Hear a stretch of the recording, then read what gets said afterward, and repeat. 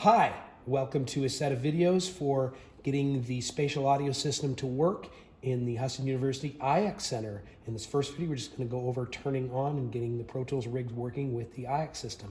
First thing to do is turn the strip on the IX Center rack. This is going to boot up the Galaxy. It's going to boot up the power supplies to the speakers. And after about 5 seconds or so, we can boot up the Mac. And I'll hear the chime here in a second. Sometimes it takes 10, 20 seconds to do it. But I didn't hear that chime that time, but I know it sometimes does make the chime. I can tell that it's loading because I can see it loading here. You may need to turn on the screen. Sometimes that's necessary as well. And now we can all sing Jeopardy as we wait for the status bar to complete the process. Excellent. We're now in the Mac. So it may boot up with things open. I'm going to assume it doesn't. If it doesn't boot up with anything open, you'll need to boot this program. So this is showing nothing open. The program you need to boot is called, it's called AVB configuration. It's in the dock. I've also put a link to it in the applications folder. We're going to open it up. You just saw it a moment ago. You may encounter it with all the tabs closed. If you do, it looks like this. And you have to click open up the Ethernet little triangle tab there. And there's Apple Computer. If you open up Apple Computer, you'll see the other things that are on the AVB network, which include the Galaxy. That's this loudspeaker processor from Meyer, which is the center of this entire Spacemap Go system. And of course, this is the Mac as well. There are tons and tons and tons and tons of pages of parameters here. Do not mess with them. Leave them all alone. You want to click on the Apple tab here.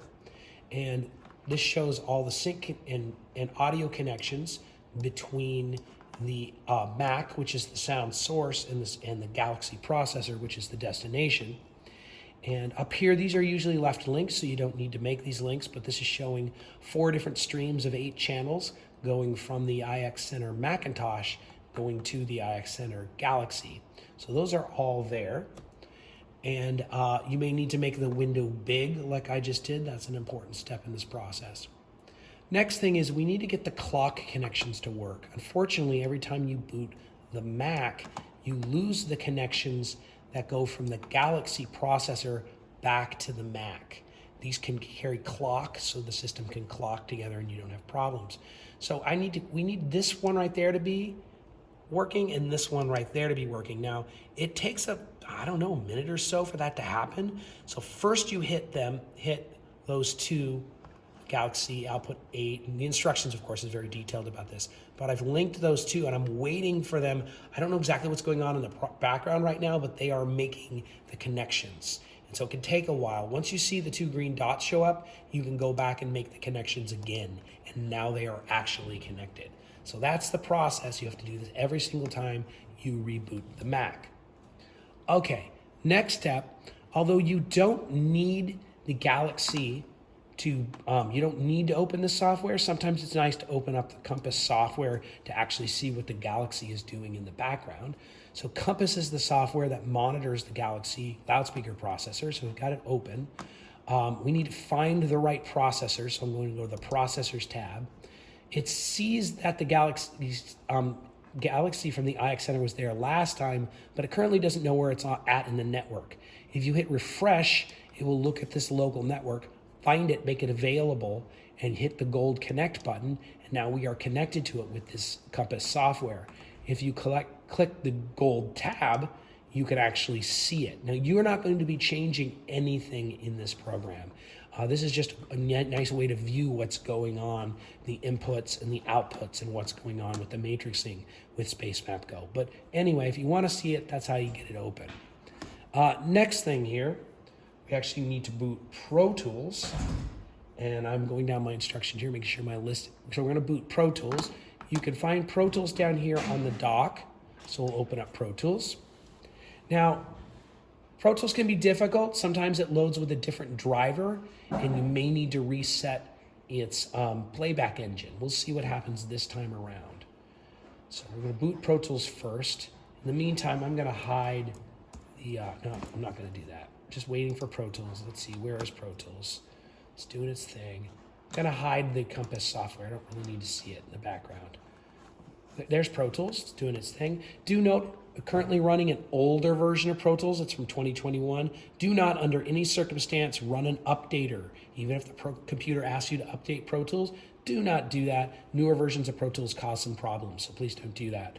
I'm gonna hit cancel right now. I'm not gonna open a session. I just wanna verify which playback engine we're set to. Playback engine, and we're set to the one we want it to be, which is IX Spatial Audio Ethernet. I have found that if I do this slightly out of order, it tries to send the audio to the computer monitor and nothing works. And you really have to have spatial audio.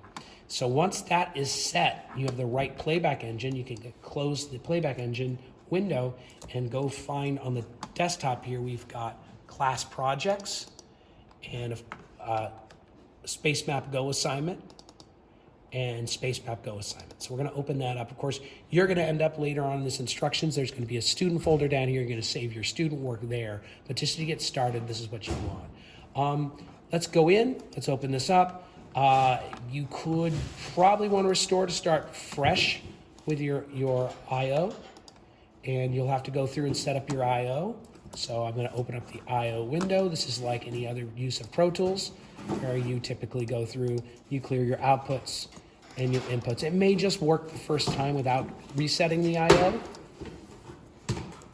And we're gonna hit default now on them. Default inputs, default outputs, default buses. Okay, with that done, next step, we're going to cascade our outputs because they're no longer assigned to outputs. So you select all your outputs. I'm holding Option down to select all the outputs. Command Option Shift and route the outputs out the first output. So this is going to cascade them 1 through 8.